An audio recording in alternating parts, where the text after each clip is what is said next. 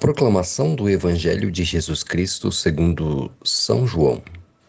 Naquele tempo disse Jesus a seus discípulos: Eu sou a videira verdadeira, e meu Pai é o agricultor. Todo ramo que em mim não dá fruto, ele o corta, e todo ramo que dá fruto, ele o limpa, para que dê mais fruto ainda. Vós já estáis limpos por causa da palavra que eu vos falei. Permanecei em mim, e eu permanecerei em vós. Como o ramo não pode dar fruto por si mesmo, se não permanecer na videira, assim também vós não podereis dar fruto se não permanecerdes em mim.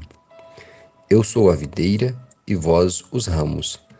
Aquele que permanecer em mim e eu nele, esse produz muito fruto, porque sem mim nada podeis fazer. Quem não permanecer em mim será lançado fora como um ramo e secará. Tais ramos são recolhidos, lançados no fogo e queimados. Se permanecerdes em mim e minhas palavras permanecerem em vós, pedi o que quiserdes e vos será dado. Nisto meu Pai é glorificado, que deis muitos frutos e vos torneis meus discípulos. Palavra da nossa salvação. Queridos irmãos, queridas irmãs, que trecho do Evangelho lindo! Quantos ensinamentos podemos extrair desse trecho do Evangelho de São João? A palavra começa dizendo: Eu sou a videira verdadeira. Jesus coloca esta palavra aqui, verdadeira, para nós entendermos que existem outras que podem ser intituladas como videiras que não são verdadeiras. E ele fala a respeito de nós estarmos ligados nesse tronco que é o Pai. Ligado, eu posso dizer assim, na igreja. E ele usa alguns termos: todo ramo que em mim não dá fruto, ele o corta. E o ramo que dá fruto, esse limpa, é traduzido também para a poda, é podado. Como é importante nós entendermos, aprofundarmos essa questão do limpar, do podar. Percebe que o ramo que em uma árvore, quando ele está seco, você chega lá até com a mão, você quebra, você pode cortar e joga fora. Ali já não tem mais nenhuma utilidade, secou, morreu. Mas o verde, aquele que está ainda com vida, muitas vezes ele é podado. Esse limpa quer dizer podar. E a poda, ela é muito interessante em uma planta. Qualquer agricultor ou trabalha com botânica, no caso de jardim, vai entender perfeitamente o que estou dizendo. Percebe que todas as vezes que um ramo ele é podado, a finalidade é que ele se floresça mais e crie mais ramos ainda. Mas um detalhe muito importante que eu já notei, eu desde criança sempre atuei na roça e hoje, morando aqui no sítio, continuo atuando também, muitas experiências assim. Uma das finalidades da poda é fazer com que a raiz fique mais forte.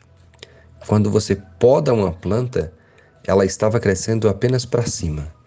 Às vezes, até um vento forte acaba derrubando a planta quando ela está muito alta e pouca raiz.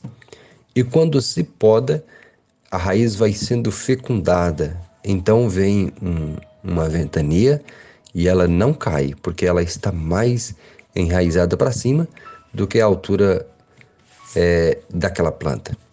Assim nós podemos perceber a nossa vida, ela passa por muitas podas e a finalidade é com que a nossa raiz seja mais em Deus, a nossa fé seja uma fé mais madura, mais fecunda, enraizar em Deus. O momento da poda espiritual significa uma tribulação que a gente passa, significa um momento de deserto, de aridez. Às vezes você ministeriado é quando você é cortado de algumas atividades, você precisa ficar no banco. Ali sobra mais tempo para você refletir, para você estudar mais, para você aprofundar na palavra de Deus. A finalidade da poda é fazer com que nós sejamos mais fortes, mais estruturados espiritualmente e produzimos mais frutos. Um deles, por exemplo, da paciência, né? O fruto da paciência, o fruto da justiça, você fica analisando, você vai adquirindo a verdade, vai mais conhecimento, assim vai sendo uma pessoa mais bem estruturada em Deus e produz muitos frutos. Quantos ensinamentos podemos extrair desta poda e saber que Jesus diz: o meu pai é o agricultor, é o pai que cuida de nós, é ele que poda, é ele que coloca o esterco no momento certo. Muitas coisas podem simbolizar esse adubo de crescimento, né? A nossa participação ativa na Sagrada, na Santa Missa, nos nossos grupos, na comunidade, cada reunião, cada círculo, cada grupo, cada Santa Missa que a gente participa é um adubo fortíssimo, como eu disse, o Santo Terço e por aí vai, para nós crescermos.